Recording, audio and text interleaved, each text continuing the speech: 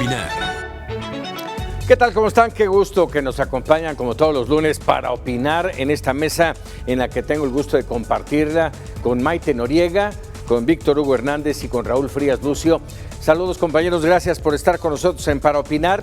Temas hay muchos, evidentemente, pero tal vez uno que nos preocupa y nos ha venido preocupando a lo largo ya de muchos meses, incluso pasando años, sin duda, es el tema de la inseguridad y la violencia y lo que está ocurriendo concretamente en este perfil de proceso electoral y que se ha ido acrecentando, no solamente violencia política, sino violencia en general. Tan solo el fin de semana, tocar guayabitos con esa balacera en las playas, terrible situación, que se vivieron momentos de terror, lo de Guanajuato, 2 eventos con más de 7 muertos, el ataque, sí, de violencia política en Oaxaca contra una candidata que curiosamente no en ese sentido, y quiero que el auditorio así me lo tome en cuenta, a esta mujer asesinada le asesinaron al marido hace algunos años, también político, y una situación que nos preocupa y que hoy Rosa Isela Rodríguez, la secretaria de Seguridad Pública Federal, habla de que febrero fue el mes con menos ejecuciones y uno diría, ¿se la creo o no se la creo? Maite Noriega. Mira, depende con menos. ¿Comparado con qué? No sabemos si comparado con el año antes de la pandemia, si comparado con el año pasado, si comparado con el sexenio de Peña Nieto o si comparado con el mes anterior. La verdad es que no están dando cifras muy claras y tampoco se dieron a conocer en tiempo las cifras del secretariado que suelen darse también en estas fechas, para que pueda uno cotejar la información que se da en la conferencia matutina del presidente. De cualquier manera, por mucho que se hubiera reducido el número de homicidios, sigue siendo alarmante. En cualquier país ya se hubiera lanzado una alerta, ya se hubieran armado campañas y ya se hubiera puesto planteado la posibilidad de una estrategia especial. No es posible que México diga que es un país que vive en paz con el número de muertes que tenemos cada día. Así es. Raúl, tu punto de vista. A ver, lo que entendí que dijo la secretaria de Seguridad es que es febrero contra febrero, datos que dio a conocer hoy en la mañana, pero un poco en la misma, con el mismo tenor que Maite lo ha señalado. Sí, me parece que aún con 1, 2, 3, 4, 5 o el número de homicidios que lamentablemente tenemos en nuestro país sería realmente un escándalo. Estamos calculando que actualmente en nuestro país 97 personas son asesinadas todos los días, Paco. Es inaceptable esta situación. Sí, 3 mujeres cuando menos son asesinadas por protocolo de feminicidio en el país. Me parece que son datos sumamente contundentes, ¿sí? Que hablan de que pues no hay estrategia, una vez más, a pesar de que se señala que no, es que no entendí también si lo están como presumiendo de que han bajado los números de homicidios, sí, o no explican ¿por qué? O sea, ¿qué fue lo que hicieron para lograr que esto baje de acuerdo a los datos que presentó hoy la secretaria de Seguridad en este sentido? A mí me parece que en el tema de violencia, los hechos que ya hacías referencia, la emboscada que sufrieron los 13 elementos del Estado de México, el caso de Jalisco con el Cholo, que van y lo sientan en una banca en Tlaquepaque, ¿sí? Y antes en un video espantoso hace narración de que eres el responsable del granadazo en el consulado americano aquí en Guadalajara hace 2 años, que es el responsable de decenas de cadáveres que han sido rescatados de las fosas clandestinas en Tlajomulco, en Tonalá, en Tlaquepaque, que él es el responsable de la balacera, de esa masacre contra 11 albañiles, trabajadores de la construcción que estaban esperando su paga ahí en la zona de Tonalá. O sea, dices, híjole, de veras que estamos en una situación muy compleja.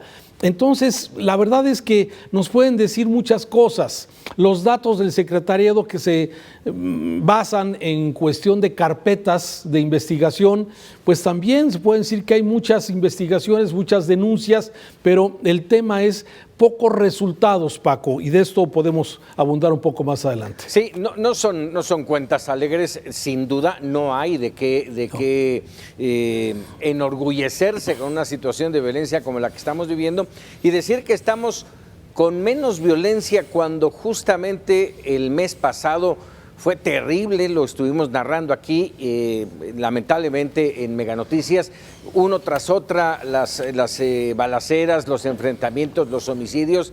Vaya, es una situación complicada. Dices que no hay estrategia, lo hemos mencionado ya también en otras oportunidades, Víctor. Y bueno, ¿qué podemos pensar estando a menos de 3 meses de la jornada electoral?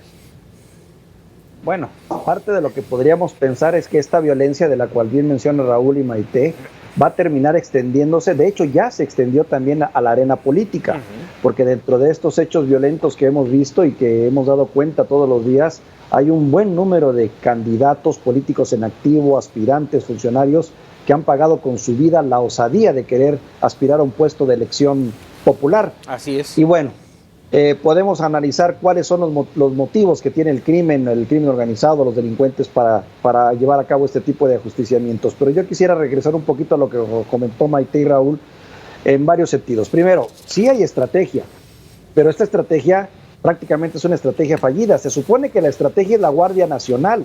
Se supone que hemos montado todo un equipo, una policía nueva, entre comillas, que ya sabemos son los militares, para poder enfrentar de manera centralizada este problema que se da en todas partes del país.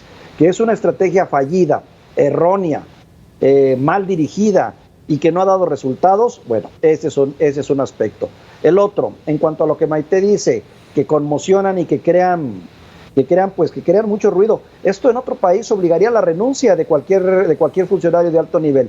Lo que ocurrió en el Estado de México era para que el gobernador del Estado de México renunciara, si estuviésemos en un país medianamente derecho, por llamarlo de alguna manera, o medianamente respetuoso de sus leyes.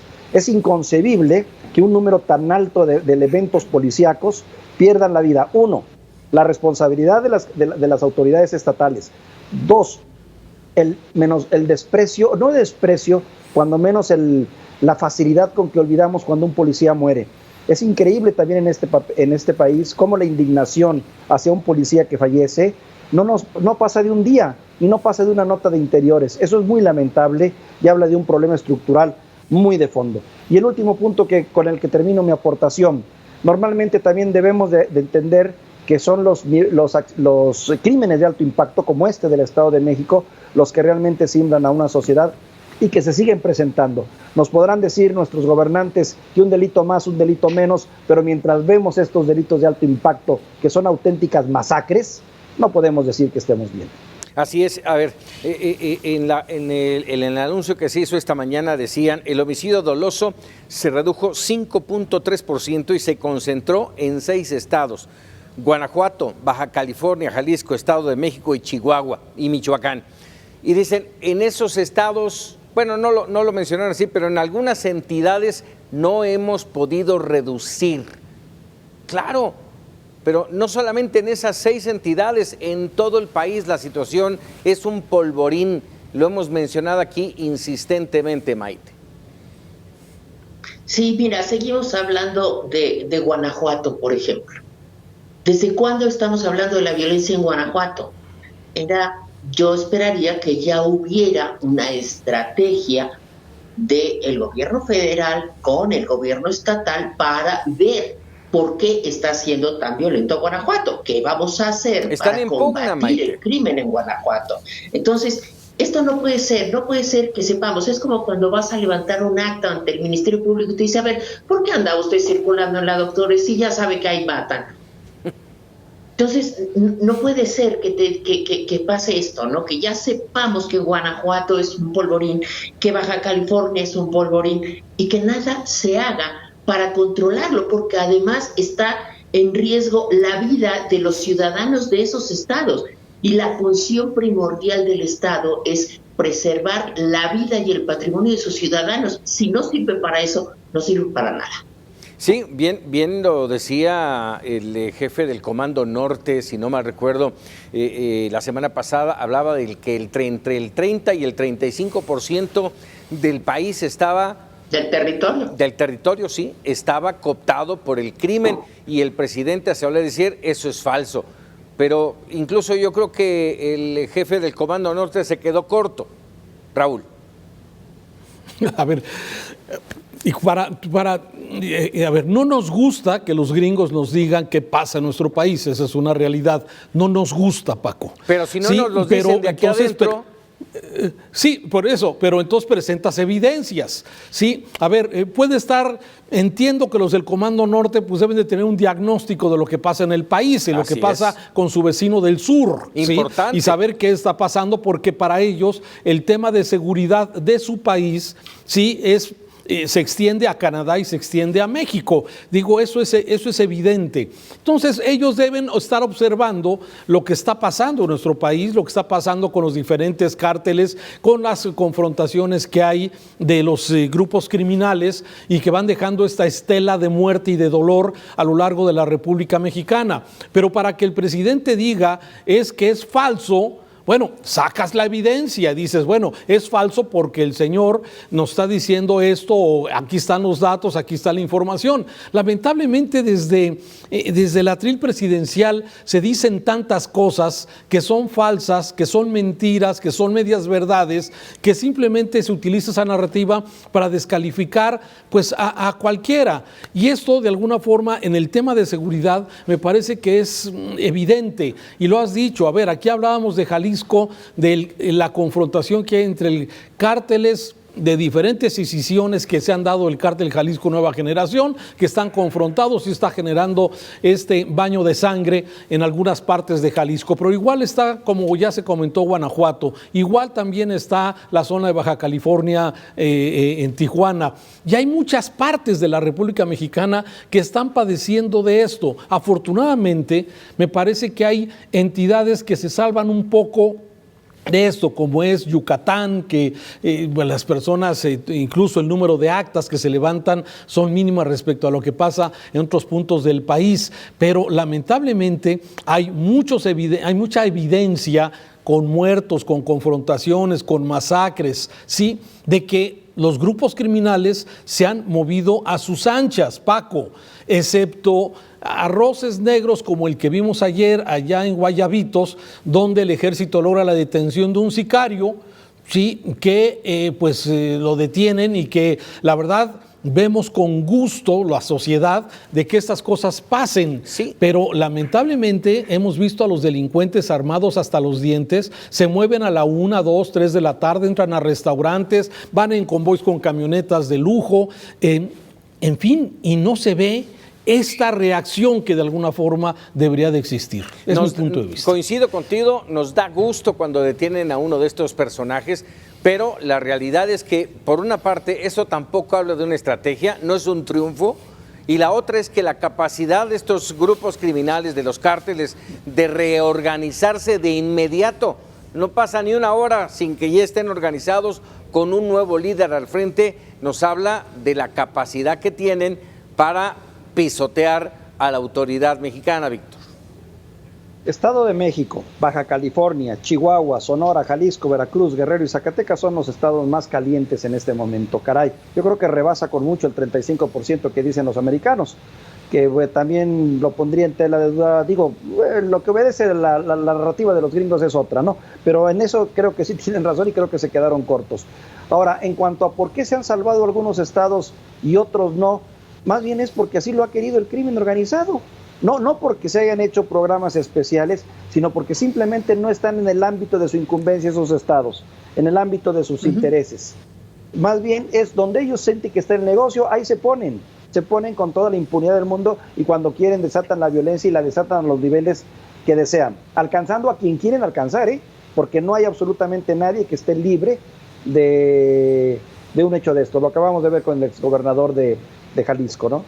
Entonces, desafortunadamente aquí también hay otro hecho, es triste decirlo, pero la no comunicación entre gobierno federal y estados es donde convenientemente se van echando la bolita y las responsabilidades. Y luego cuando hay procesos electorales, pues conviene políticamente a veces que las cosas se descompongan en ciertos estados y en otros no.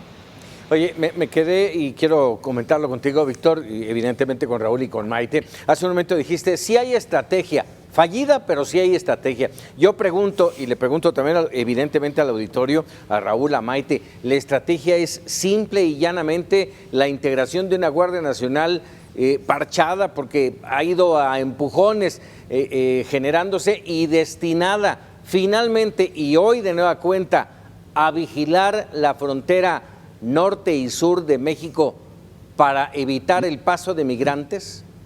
Te agregaría que no solo es esa, sino que también hay una reunión mañanera en la que todos los días se discute esa supuesta estrategia. Se informa. Entiendo, se informa.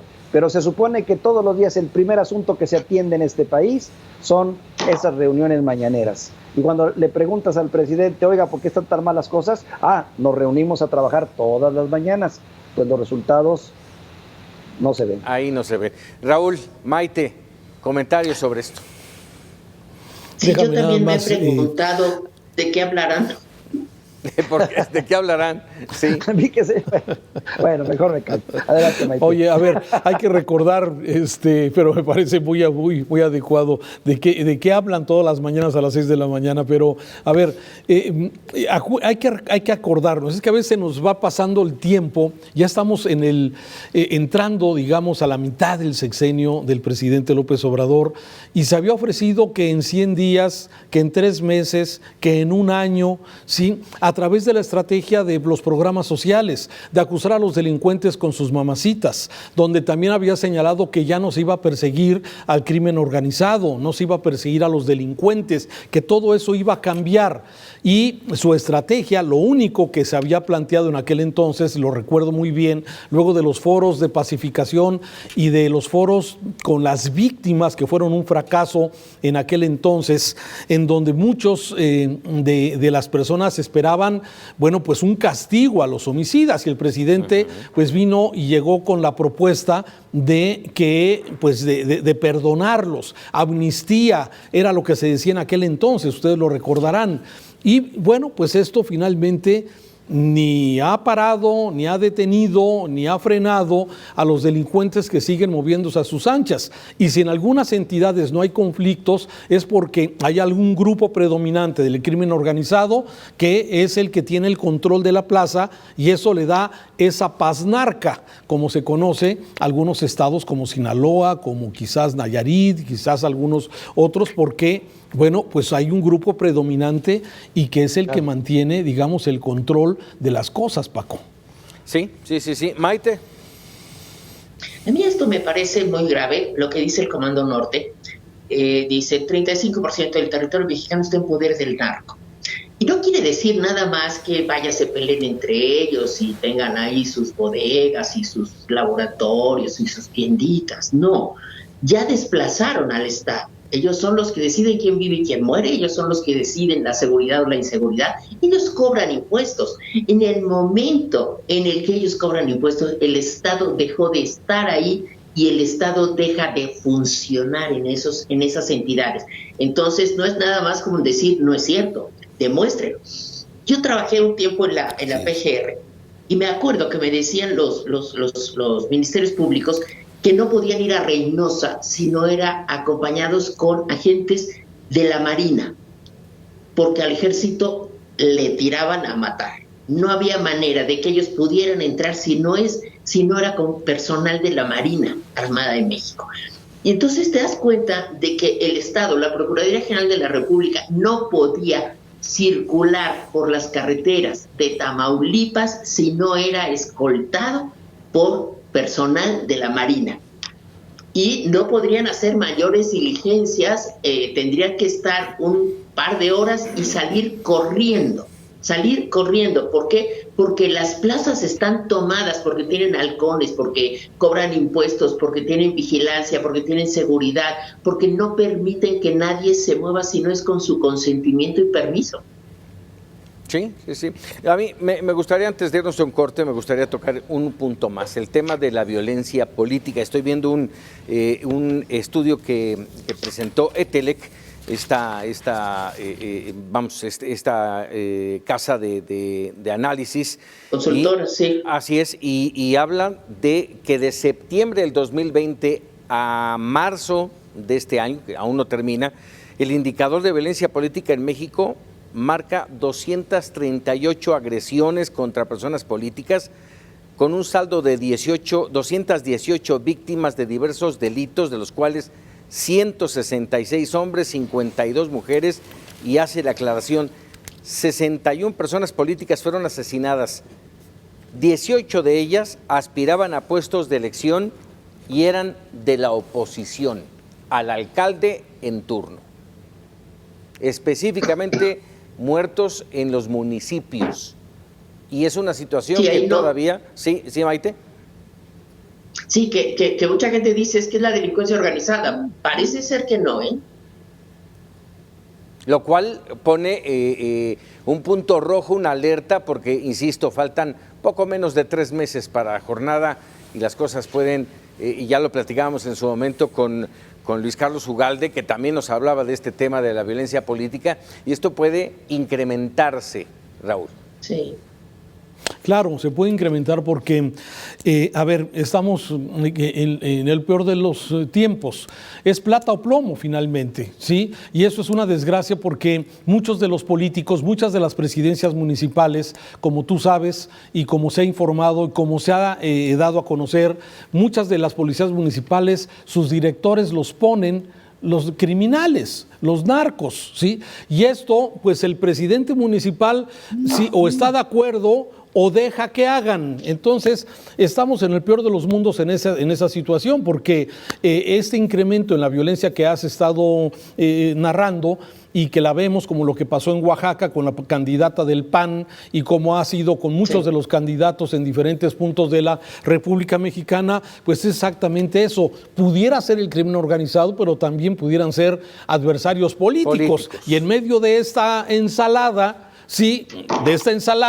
pues de alguna forma se puede creer que es el crimen organizado y quizás fueron adversarios. Entonces, híjole, qué situación tan compleja, situación difícil para los que quieren entrar a la política y además que están cooptados de alguna forma. Es una desgracia porque no hay mucha forma de salir, ¿sí? O estás con ellos a través de la plata, del dinero, o de alguna forma quizás estés poniendo en riesgo la vida de los tuyos y la tuya misma. Así es, en efecto. Vamos a hacer una pausa y regresamos. Tenemos otros temas que comentar para opinar.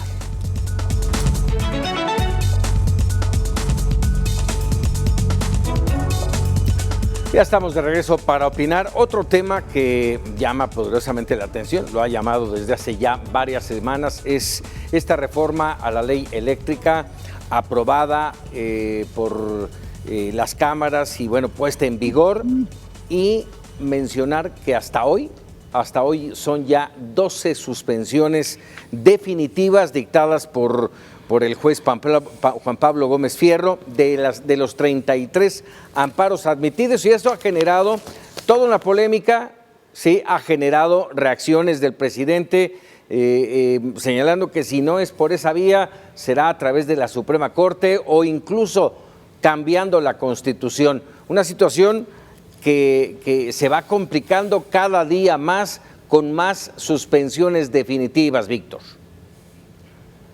Sí, una situación muy interesante por lo que ha pasado con este conflicto de poderes que yo comentaba con Raúl en días pasados. Le veía su lado positivo.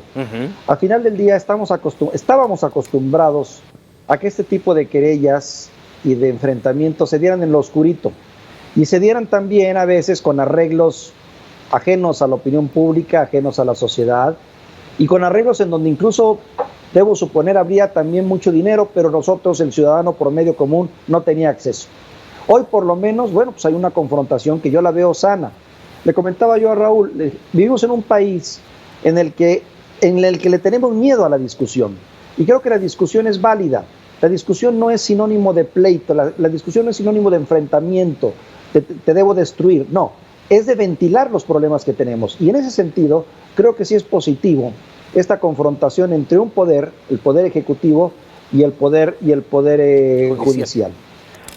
Yo siento y creo sinceramente que aunque ahora la víctima ha sido el poder judicial, hay mucho de ahí, mucho oscuro, hay muchas decisiones que se han tomado y que en su momento han ofendido a la sociedad y que nunca hemos sabido por qué se dieron o a cuenta de qué se dieron y que quedan en el secreto y en la oscuridad total. Tal vez en esta ocasión sí tengan todo el derecho a defenderse o a sentirse ultrajados o atacados o agredidos, pero tiene su lado positivo. Lo demás lo hemos hablado hasta la saciedad. El presidente se está imponiendo, que el presidente está dando manotazos y que el presidente es incluso dispuesto a modificar la Constitución con tal de salirse con la suya. Pero bueno, creo que ese es otro tema. Así es. Raúl. Yo creo que ese es el tema, que el presidente quiere salirse con la suya. Coincido con Víctor en que es sano ventilar los temas y que todos sepamos cuáles son los arreglos y que no hay arreglos abajo de la mesa. Ese me parece, y coincido con él en que es sano. Sin embargo, el tratar o de imponerse desde el atril presidencial por la investidura, como él dice. Sí, es el presidente el que de alguna forma está señalando, está acusando, está descalificando, está presionando a los jueces. Hubiera sido muy diferente, sí, que el director jurídico de la presidencia, con elementos jurídicos, sí, vaya de alguna forma presentando los elementos para que finalmente la Suprema Corte, que es la que tendrá que decidir si esta reforma al sistema eléctrico que propuso el presidente, que fue aprobada sin moverle una coma en el Congreso, en la Cámara de Diputados, sí, de alguna forma es legal, porque ese es el tema. El tema es que pareciera que es algo ilegal, de acuerdo a lo que dicen unos, y que desde el atril presidencial se está presionando a los magistrados a que, bueno, se haga legal algo ilegal, y ahí me parece que eso es exactamente lo riesgoso de este caso, Paco, Maite, Víctor. Maite. Hay algo que me llamó mucho la atención del discurso del presidente, cuando dijo que él no iba a permitir que los ciudadanos usaran al Poder Judicial en su propio beneficio, descalificando la ley de amparo y el juicio de amparo. Entonces, parece que para el presidente no existen los ciudadanos. Somos vasallos o súbditos y debemos acatar lo que él dice. No tenemos derecho al pataleo, no tenemos derecho a acudir a una ley que precisamente protege contra los excesos de la propia ley, que además es una aportación mexicana y es algo de verdad de lo que nos deberíamos sentir muy orgullosos. Entonces, no sé si el presidente desconoce lo que es el juicio de amparo, desconoce lo que implica o verdaderamente le encanta ser la víctima, como lo fue el 8 de marzo. La única víctima no fueron las mujeres, fue el presidente. Y en el caso del juicio de amparo, de los juicios que se han presentado, de las suspensiones, la única víctima es el presidente, todo es en contra de él. Entonces, esta visión que tiene el presidente de que todo tiene que ser o todo va en contra de él, me parece muy, muy preocupante, porque te habla de un hombre que de verdad no tiene fronteras, no tiene límites y no tiene idea de dónde está parado, ¿no? A ver, el señor es el presidente, no el rey de México, no es el dueño de México. A ver, en ese sentido, déjame preguntarte, Raúl, el presidente, luego de esto que acaba de mencionar Maite Noriega, se fue contra empresarios, contra empresas, Walmart, Bimbo, Oxxo, los llamó que estaban siendo abusivos, que se quejaban cuando tienen un subsidio, y hasta donde entiendo no lo tienen, no tienen un subsidio, tienen energía limpia que ellos mismos generan, hasta donde entiendo. Generan. Sí, a ver, yo creo, y sé que hoy mismo se quedó de que iba a invitar a la Comisión Federal de Electricidad a explicar el tema. Yo creo que el mismo presidente no lo entiende tampoco él, cuál es exactamente el estatus. Pero por lo pronto, El presidente se fue sobre el sector privado, sobre lo que no le gusta a él, y bueno, así como lo presenta el presidente, donde dices que Bimbo, que Walmart y que Oxxo, sí, están aprovechando el subsidio de la energía eléctrica, pues la verdad es que hay que mostrarlo y hay que demostrarlo. Lo que sí sabemos es que estas empresas de alguna forma han invertido en parques eólicos, en parques fotovoltaicos para poder compensar el consumo de energía eléctrica. Me parece que eso es lo que sí se sabe. Entonces, yo creo que, Paco, hay que esperar. Yo me quedé con dudas, sobre todo esperando que la Comisión Federal responda sobre el tema, porque hoy el recuadro que presenta el presidente sobre el número de casas que en este país reciben y pagan su luz sin subsidio, y luego presentó otra barrita donde hay residencias o servicio residencial que paga con subsidio, y luego puso a las empresas, a estas tres que de alguna forma, bueno, pues dice el presidente que están aprovechando el subsidio a su favor. Y eso, a ver, creo que entra dentro de este gran marco en que el presidente, todo lo que haga el sector privado no le ha gustado, y volvió a insistir, hay que separar el poder político del poder económico. Y yo estoy de acuerdo con eso. Lo que no estoy de acuerdo en un momento dado es que haya esta persecución sobre empresas que de alguna forma, y de acuerdo a lo que se ha informado esta misma empresa, han invertido en energías limpias. Entonces, yo me esperaría tener un poco más de claridad respecto a la postura de Comisión Federal de Electricidad respecto a este tema, pero me parece que si el presidente acusa, señala con el dedo presidencial a estas empresas, sí, y que genera pues esa duda de que realmente estén siendo abusivas y que estén aprovechando un subsidio, mientras que hay otras familias que no lo están aplicando. Ese es el mensaje que da el presidente en este sentido, ¿no? No puedo quedarme callado, dice, me convertiría en cómplice. Siembra la duda, lo que tú acabas de mencionar, Raúl, y luego dice, mañana le tendremos toda la explicación. Pues sí, mañana a lo mejor cambian las cosas, pero por lo pronto ya dejó clavada la espina, el Víctor. Quemadón. Así es, Víctor. Hay una narrativa, ¿no? Yo comentaba también con Raúl, también en el espacio privilegiado que tenemos por la mañana. Ya invítenos a platicar a todos. Bueno, yo la paso muy bien y disfruto mucho, Raúl. El tema es de que tal vez el lenguaje, el lenguaje político no es el nuestro, para empezar. Como también los intereses de ellos no son los nuestros. Por lo tanto, hay comportamientos diferentes que a veces uno, como ciudadano o incluso como periodista, no alcanzas a entender. ¿Por qué? Porque traen sus propios juegos. Por ejemplo, el caso me quedé pensando, del conflicto con el poder, con el poder legislativo. Judicial. No sería, con el poder judicial. ¿No sería acaso una estrategia en la que ya tenía, porque Andrés Manuel López Obrador es un animal político muy astuto, ¿no sería que ya tenía calculado que se iba a enfrentar a este tipo de situación en la que iba a chocar para poder luego justificar, primero, el cambio en la Constitución o anunciar un cambio en la Constitución, y de paso llevarnos unas buenas semanas discutiendo el tema en el que la narrativa ha sido siempre estoy defendiendo a los pobres? Fíjate nada más el juego, Digo, me quedo pensando si no sería en el fondo una estrategia de ese tipo, donde al final del día la tensión y la discusión de nosotros ha estado en eso. Siempre ha sido él diciendo yo estoy defendiendo a los pobres, con razón o sin razón, pero yo estoy defendiendo a los pobres, y ustedes, los que están del otro lado, representan otros intereses. Y así nos hemos ido todo este año, por lo menos, y el anterior. Así es. ¿Tú ¿Piensas? quieres que regrese la corrupción? Adelante, Raúl.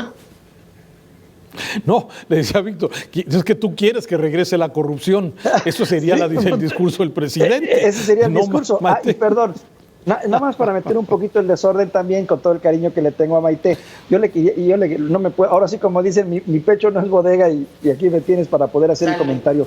Fíjate, Maite, que yo en lo personal pienso que la figura del amparo es una figura que ha significado muchos obstáculos. Entiendo que se construyó como una figura para poder protegerse de los abusos de la autoridad. Pero no existe en otros países como tal. Y como tal también, así como sirve de defensa, ha servido también de exceso para muchos. Ahora cualquiera se ampara. Y lo único que hacen es obstaculizar el curso de la justicia. Cualquiera que tenga dinero se ampara. Es cierto, tienes razón.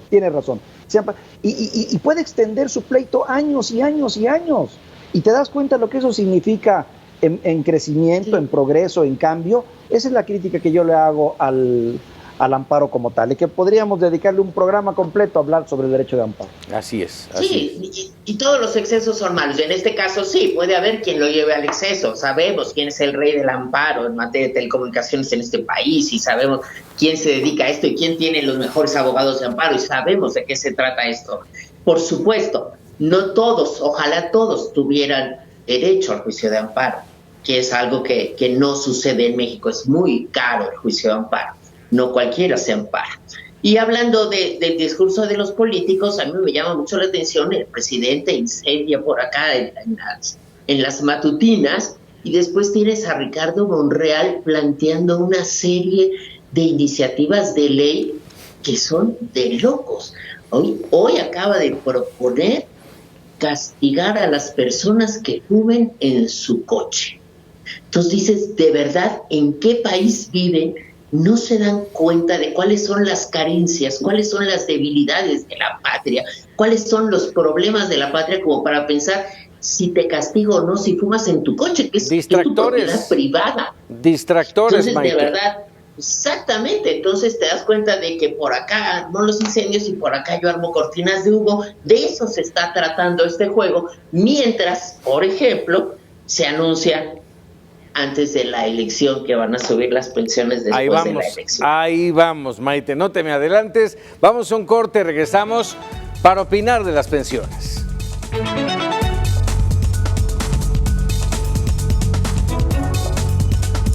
Ya estamos de regreso para opinar, y bueno, como dirían por ahí, ¿a quién le dan pan que llore? Y esto lo digo porque el presidente anunció que, bueno, prometió de hecho que va a doblar las pensiones de los adultos mayores de aquí al 2024, y de nueva cuenta se regresa al límite de los 65 y no de los 68 años para poder acceder a la pandemia. Maite Noriega, estábamos platicando y ya empezabas a hablar, y yo preguntaría por eso justamente que tú dijiste, ¿esto se puede considerar uso electoral? Sí, yo creo que es un anuncio que tiene un fin electoral indiscutible, por supuesto, ¿no? O sea, ¿cuánto falta ya para la elección? Y el presidente está, por supuesto, pulsando a las autoridades electorales entre su enfrentamiento y al propio tribunal, que a veces le da la razón, a veces no. Pero yo creo que es esto, ¿no? Está jugando fuercitas con las autoridades electorales y, por supuesto, viendo hasta dónde lo dejan llegar. Y este anuncio que hace, por supuesto que tiene un proyecto electoral, tiene toda la pinta de ser una maniobra electoral o electorera. El hecho de que lo anuncie antes de las elecciones para que se aplique después de las elecciones, por supuesto que vaya, no podría ser más claro y más evidente, lo negará, por supuesto, y formará parte de su discurso de la libertad de expresión y de los programas sociales que pues son inviables, no sé hasta dónde puedan durar, ¿no? Antes de que esto reviente, porque no son viables estos programas sociales de la Presidencia de la República. Si no generas riqueza, difícilmente la podrás repartir, y después de la pandemia creo que estaremos en una situación económica difícil, y el proceso electoral por lo mismo se torna complejo. De ahí que el presidente se aventure con la audacia que lo caracteriza a estar pisando siempre la rayita entre la legalidad y la ilegalidad, que le gusta mucho porque normalmente gana. A ver, de esto que menciona Maite Noriega en torno a la necesidad, de dinero para poder cumplir los programas sociales. Raúl, me quedo con esto, dice, se va a incrementar gradualmente las pensiones de los 135 mil millones de pesos hasta llegar a los 370 mil millones de pesos en 2024. Esto está muy bien, pero me llama la atención cuando dice recursos que serán parte de los ahorros de la austeridad republicana. Y bien mencionaba Maite, está el tema de la pandemia, andamos muy mal económicamente. Pues, ¿cuáles ahorros? Bueno, es que ese es el tema. A ver, coincido con Maite Noriega totalmente de que esta es la oportunidad político-electoral del presidente. Y eso me indica también que sus escenarios hacia el 6 de junio no son muy optimistas y que va a utilizar todos los recursos necesarios para tratar de llevar lo que él necesita, que es tener mayoría en el Congreso, en la Cámara de Diputados, para seguir de alguna forma modificando las leyes con lo que él llama la consolidación de su gobierno. Pero la gran pregunta es esa, Paco, ¿sí? ¿De dónde carambas va a salir el dinero? ¿De dónde van a salir estos 150 mil millones de pesos? Cuando tenemos a una Pemex, si dijeras, bueno, Pemex está produciendo dinero al por mayor, bueno, o la Comisión Federal de Electricidad está produciendo, pues dices. Como gobierno acaba de absorber 6 mil millones de dólares de Pemex. Por eso, esa es exactamente la gran duda que hay. A ver, a mí la acción, déjame decirte, a mí la acción de que los pensionados tengan un poquito más de dinero, me parece que es una acción, volvemos al mismo tema, el diagnóstico es bueno. ¿Quién puede con los ahorita te digo cuánto es lo que es, 1,350 pesos mensuales que reciben estos 8 millones de pensionados hasta el momento, que con bajando la edad van a llegar cerca de 11 millones de pensionados aproximadamente, pero me parece que es correcto dar y que tengan un poco más de margen para poder tener un poquito más. Eso me parece que es bueno. El momento político electoral es el que pues no ayuda para que esto sea precisamente con este fin. Y por otro lado, ¿de dónde va a salir el dinero? Es preocupante, Paco. Ya dijo el presidente que sí a la reforma fiscal, pero sin aumentar impuestos. Sí a la reforma fiscal, sin deuda. Entonces, dices, pues ¿de dónde?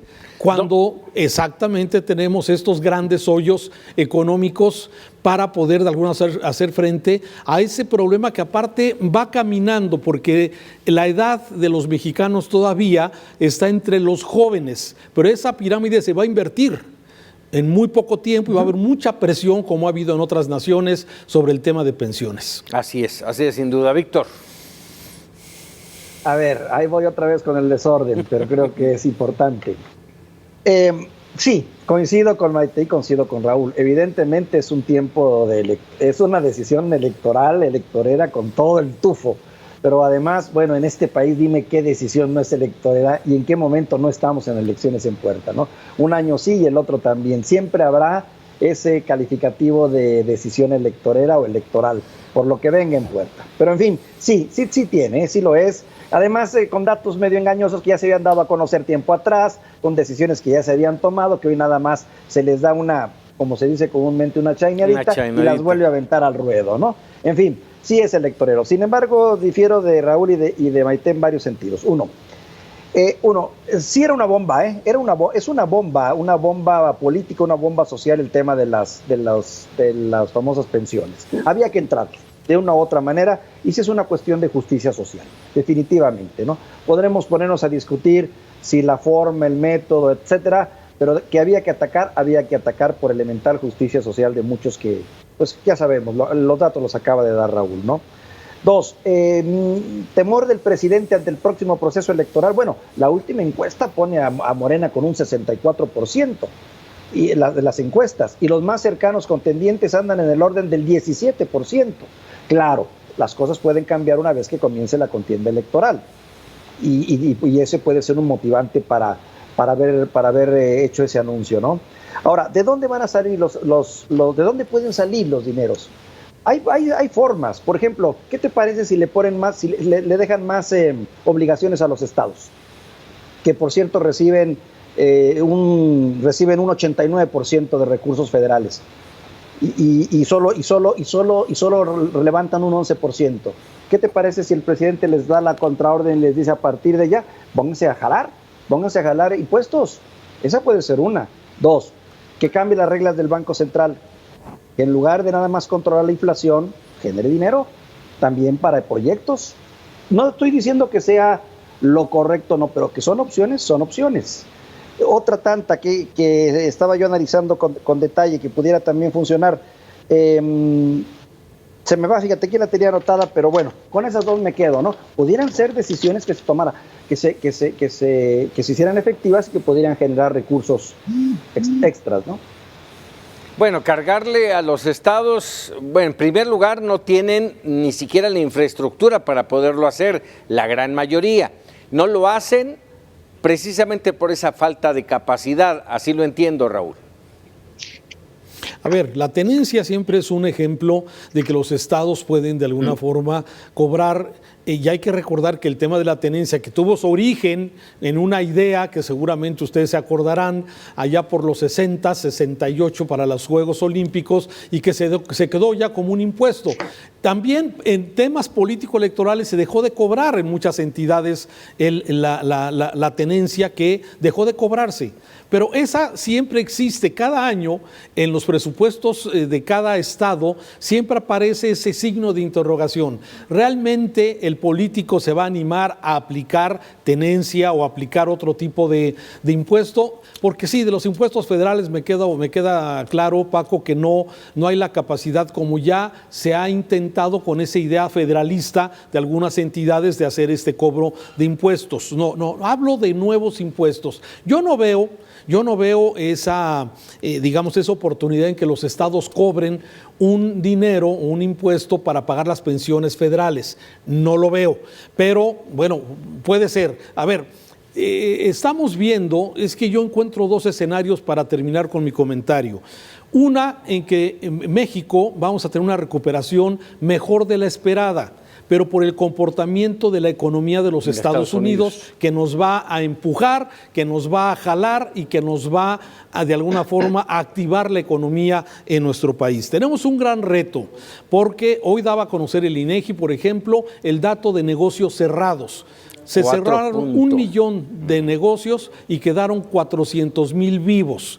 En el tema del desempleo, se perdieron 700,000 fuentes de trabajo y se han recuperado 300,000 fuentes de trabajo. Lo que no se toma en cuenta tampoco, Paco, es que los jóvenes que estaban esperando integrarse a la vida productiva, pues la van a tener más complicada. Entonces, a ver, tenemos un escenario complejo, no lo veo fácil, pero también hay economistas que piensan que el tema económico no quiero pecar de optimista, pero no va a estar tan drástico como muchas veces nos lo han dicho. Yo creo que hay que esperar todavía, ver la reacción, el comportamiento del tratado, del TECMEC, y cómo de alguna forma nos puede ir hacia adelante. Sin embargo, sí, no veo dónde pueden salir estos 150,000 millones si sigues con la obra de la refinería, si sigues con el tema del Tren Maya, que se están chupando recursos importantes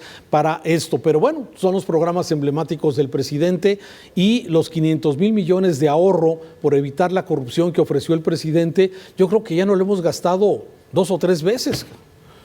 Sí. Maite.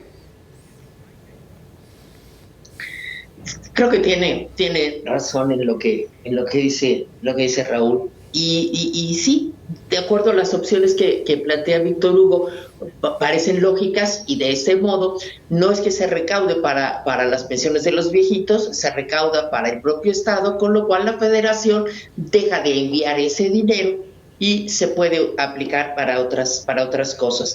El problema de regalar dinero es que el dinero nunca alcanza y no acabas con la pobreza. Si tú a una persona, a todas las personas que se les están dando programas sociales, les están dando 1,000, 2,000, 3,000 pesos mensuales, con ese dinero no pagan un tratamiento de cáncer.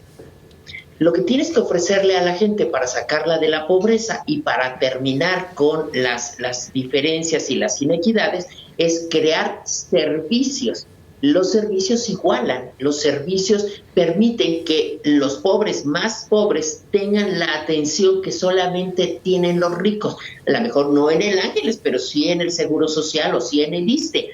Y esta es la enorme diferencia. Suena muy bonito que te regalen dinero, pero el problema es que con el dinero tú no creas riqueza y tampoco contribuyes a romper las desigualdades o las brechas entre ricos y pobres. Eso solamente lo haces cuando creas servicios que amparan a poblaciones generales. Los ricos no los van a requerir, qué bueno, pero a los pobres los haces subir un escalón en esa escala que les permite acercarse más a los ricos sin tener que invertir lo que invierten los ricos.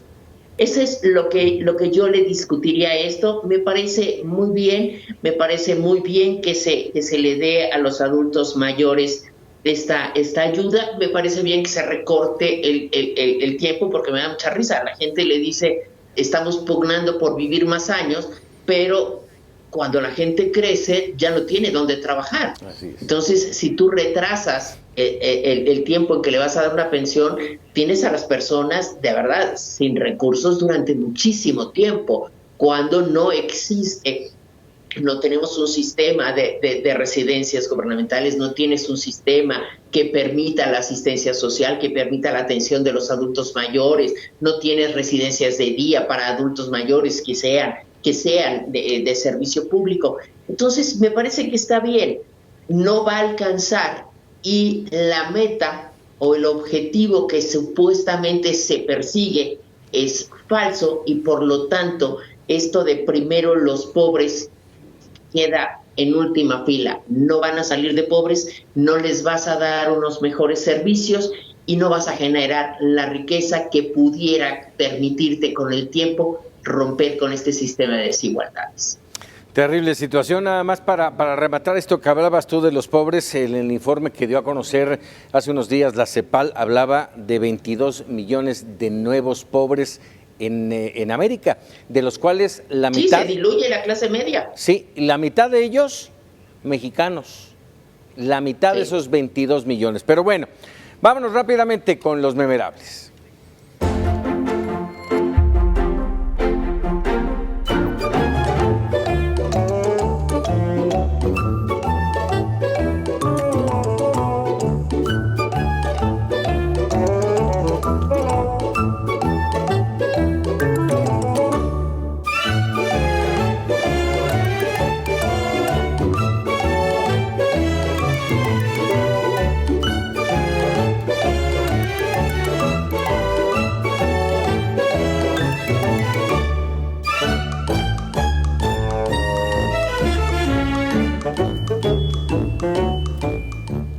Bueno, pues ahí el humor de los mexicanos, como vemos nuestro paso en este país. Maite Noriega, Raúl Frías, Víctor Hugo Hernández, gracias como siempre. Gracias a ti, Paco. Gracias. Gracias. Pero sobre todo, gracias a usted que nos permitió llegar con nuestras opiniones para que usted se quede y tome, por supuesto, una mejor decisión.